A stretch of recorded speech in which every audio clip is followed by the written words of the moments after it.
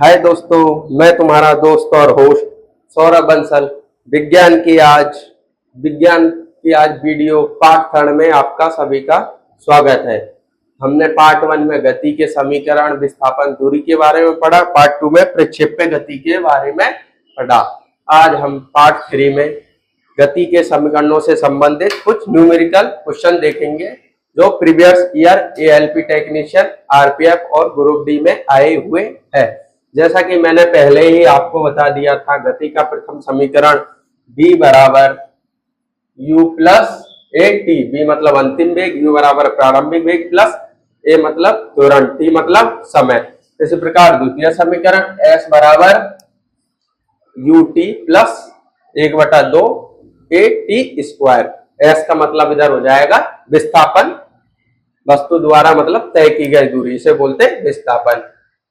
तीसरा समीकरण B square बराबर यू स्क्वायर प्लस 2as।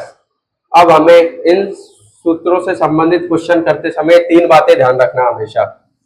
पहली बात, अगर वस्तु विराम से चलना प्रारंभ करती है तो उसका प्रारंभिक वेग क्या मानते, u बराबर 0। ऐसे कार शुरू में चलना शुरू करेगी तो उसका पहले से वेग तो 0 ही होगा ना। इसी प्रकार दूसरा पॉइंट, अगर वस्तु को ब्रेक लगाने के बाद रुक जाती है तो वस्तु का अंतिम वेग v बराबर क्या हो जाता है, 0। ऐसा अपन चलते हैं बाइक से, तो बाइक में ब्रेक लगाने के बाद भी तो त्वरण उत्पन्न होता है, वो होता है मंदन। मतलब तुरंत वेग घटता है, उसे बोलते हैं अपन मंदन। तो उसके बाद वो बाइक जाके रुक जाती है तो वो v बराबर क्या हो जाता है, 0। मतलब अंतिम वेग 0। अगर वस्तु ब्रेक लगाने के बाद रुकती है तो अंतिम वेग 0। अगर वस्तु विराम से चलना प्रारंभ करती है तो प्रारंभिक वेग 0। इसी प्रकार देखो, ये भी बात बहुत महत्वपूर्ण है। फिजिक्स में कभी भी न्यूमेरिकल करते समय चाल को किलोमीटर पर आवर में नहीं लिखते, क्योंकि ये एम के एस मात्रक नहीं है। ये कौन सा मात्रक है, एम के एस, मीटर एम के एस पद्धति का मात्रक है। मीटर सेकंड, एम का मतलब मीटर, एस का मतलब सेकंड और के का मतलब किलोग्राम।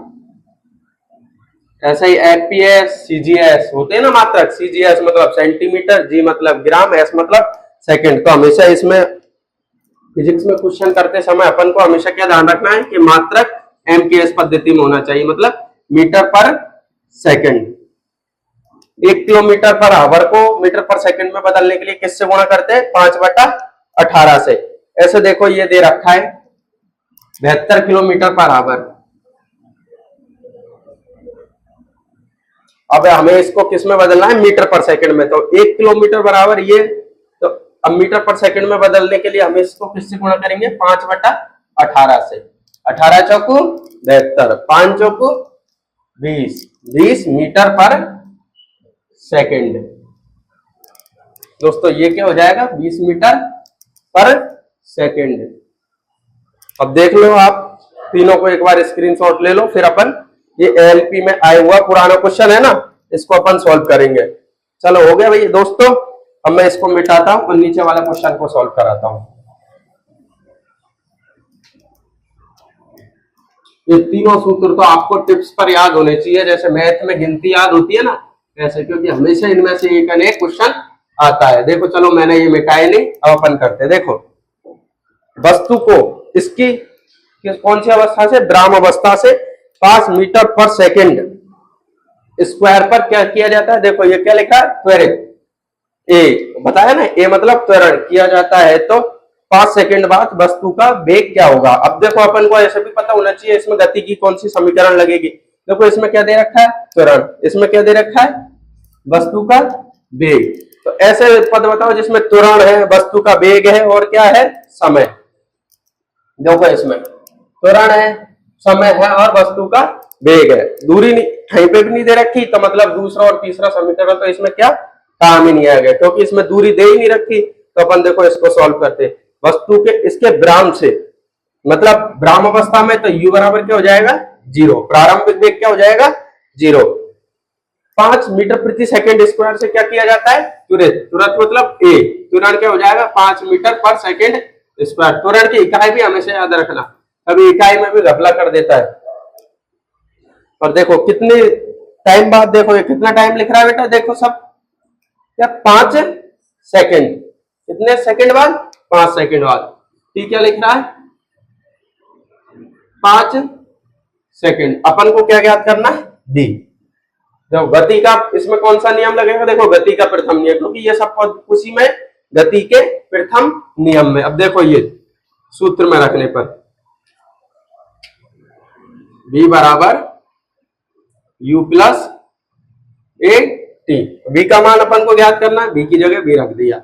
u का मान कितना है 0 प्लस a का मान कितना है 5 मीटर पर सेकंड स्क्वायर, इसका मान कितना रख देंगे 5। टी का मान कितना दे रखा है इसमें 5। अब देखो इसकी इकाई क्या है मीटर पर सेकंड स्क्वायर और समय की इकाई क्या है सेकंड। तो सेकंड से सेकंड कट जाएगा तो अंत में वेग की इकाई क्या बच जाएगी मीटर पर सेकंड। ये तो 0 पचम 25। देखो इसकी इकाई क्या बचेगी मीटर पर सेकंड। b बराबर 25 मीटर पर सेकंड। ये अपना आया हुआ एएलपी में प्रीवियस ईयर क्वेश्चन है।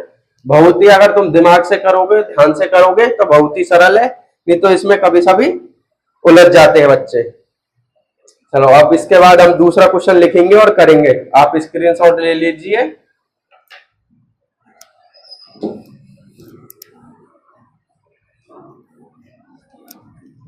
गति की समीकरण आपको सभी को याद होनी चाहिए हमेशा।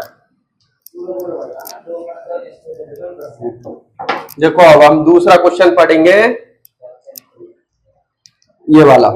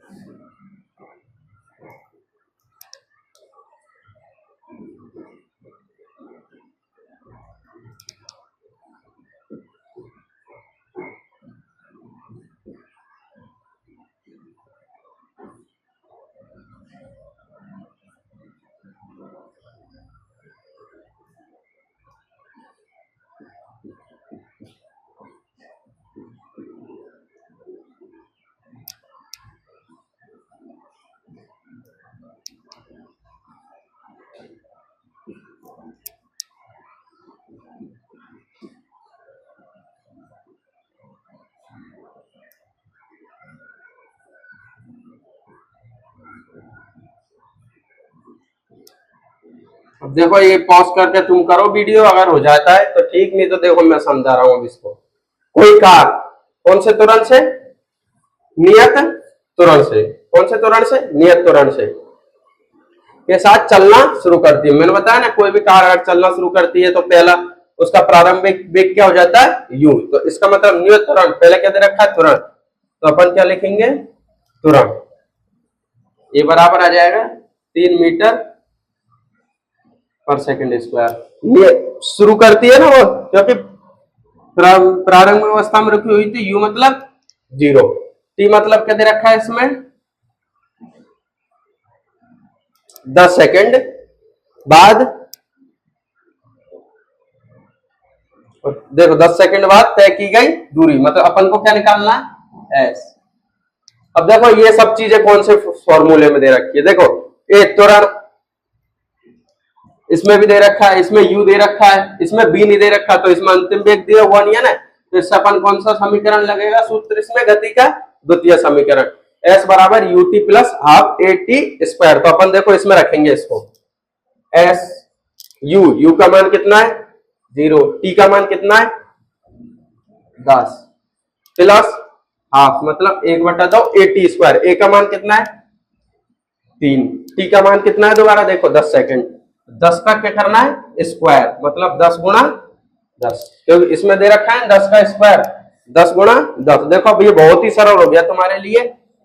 0 10 को 0 से गुणा करेंगे 0 प्लस 1/2, 2 को इससे काटेंगे कितना आ जाएगा 5, 50, 10 5 50, 50 दिया 150। तो ये कार द्वारा कितनी दूरी तय की गई होगी देखो ये बच्चों दोस्तों, कितनी 150 मीटर। तो मैंने बताया ना क्या कि किलोमीटर में आता ही नहीं है, तो ये क्या आ जाएगा मीटर में। कार द्वारा कितनी दूरी तय की गई होगी, कितने सेकंड में, 10 सेकंड में, जबकि त्वरण कितना है 3 मीटर प्रति सेकंड स्क्वायर। चलो अब तुम स्क्रीनशॉट ले लो, अपन एक और क्वेश्चन करेंगे।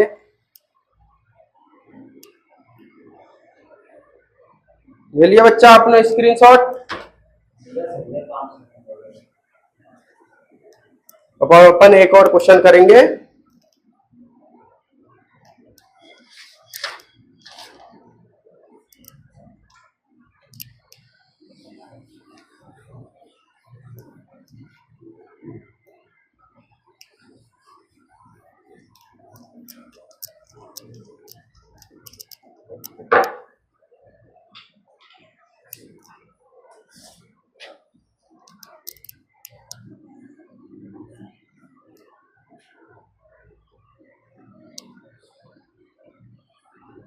ये थोड़ा और स्टैंडर्ड वाला क्वेश्चन है,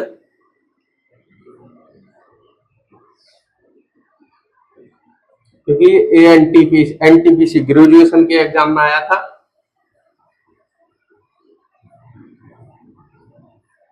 कोई वस्तु ग्राम की स्थिति से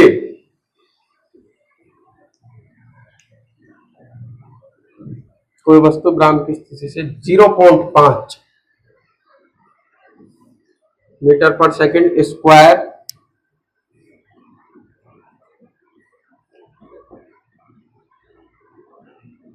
त्वरण के साथ चलती है।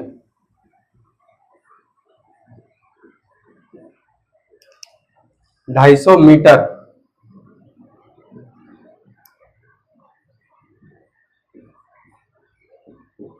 चलने के बाद इसका वेग क्या होगा। तो ये बहुत ही अच्छा क्वेश्चन है।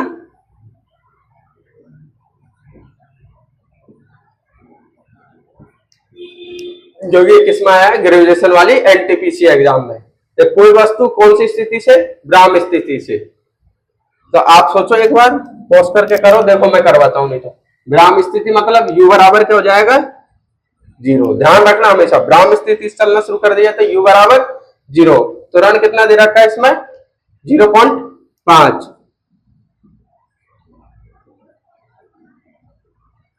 और देखो दूरी कितनी तय कर रही है ये 250 मीटर।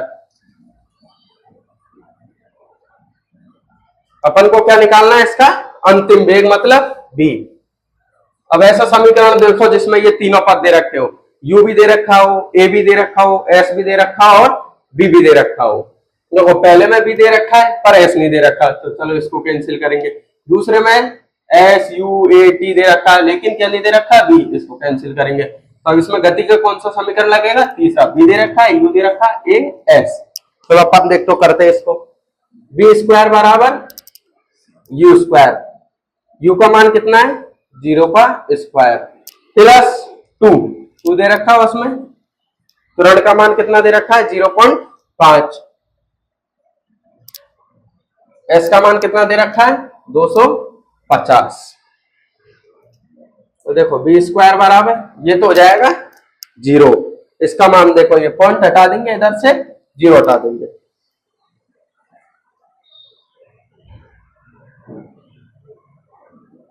तो देखो ये कितना आ जाएगा 25 दूनी 50, 25 दूनी 50 और 50 पंजो 250। देखो ये मैं करके बताता हूँ इसको। 5 दूनी 10 गुणा, पॉइंट इसलिए हटाए, पॉइंट से 0 हटा दे, इसको अपन गुणा करते तो यही आता 25। कितना हो गया ये 250। तो b स्क्वायर बराबर क्या आ गया 250। अब अपन इसका क्या लेंगे अंडर रूट b निकालने के लिए। देखो अंडर रूट कैसे लेंगे अपन 250 का, इसको ऐसा लिख सकते हैं 5 गुणा 5 गुणा 10, 50 25, 25 को 10 से करेंगे 250। तो अपन इसमें इसका निकाल लेंगे 5 बार। तो इसका अंतिम वेग क्या आ जाएगा 5√10 मीटर पर सेकंड। तो ये बहुत ही अच्छा क्वेश्चन है, क्योंकि इसमें बच्चे कभी सभी इधर अटक जाते और क्वेश्चन ऐसे दिया रहता है कभी सभी। तो देखो अब ये तीसरा क्वेश्चन है, कोई वस्तु विराम स्थिति से 0.5 मीटर पर सेकंड से त्वरण के साथ चलती है तो 250 मीटर बाद इसका वेग क्या होगा। अपन ने पहला क्वेश्चन गति के समीकरण प्रथम से पढ़ा, दूसरा ये पढ़ा, तीसरा ये पढ़ा। इसका सॉल्यूशन है, अब इसका आप स्क्रीनशॉट ले लीजिए।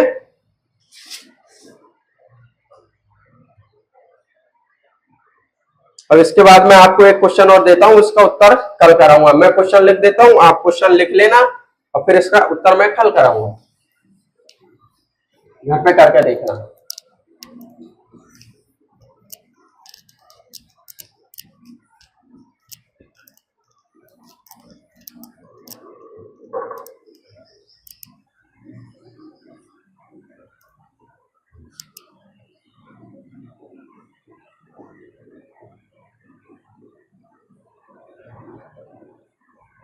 एक रेसिंग कार एक समान त्वरण, एक समान का मतलब होता है उसका त्वरण हमेशा बदल नहीं रहा।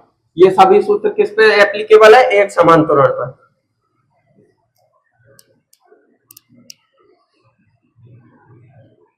एक समान त्वरण 4 मीटर पर सेकंड स्क्वायर है।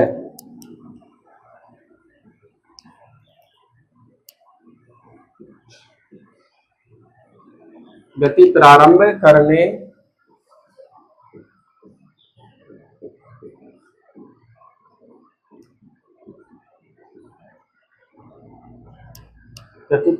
करने के 5 सेकंड पश्चात, सॉरी दोस्तों मैं एक पद लिखना भूल गया।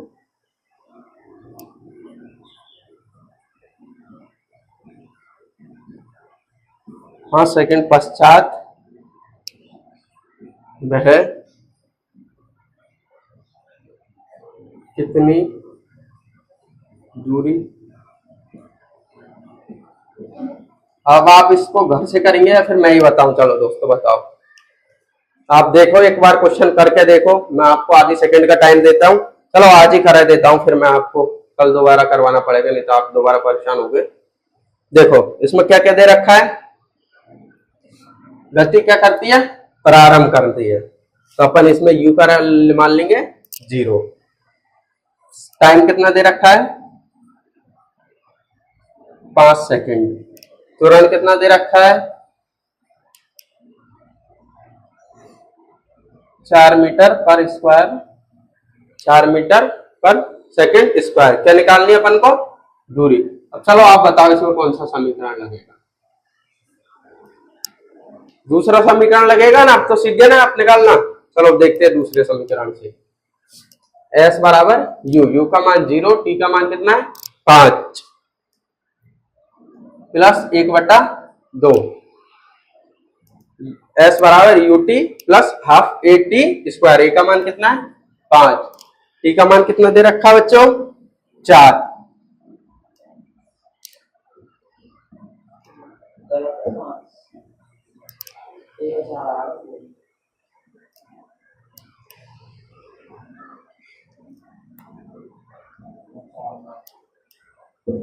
देखो मैंने उल्टा पद लिख दिया था शायद। ए का मान कितना दे रखा है इसमें 4, त्वरण का टाइम सेकंड 5, तो क्या अपन सेकंड का स्क्वायर टाइम का स्क्वायर करते हैं ना। देखो अब इसको इससे काट देंगे, 2 से 2 बार, 0 से गुणा करेंगे 5 को, ये हो जाएगा 0 प्लस 5 25 दूनी 50।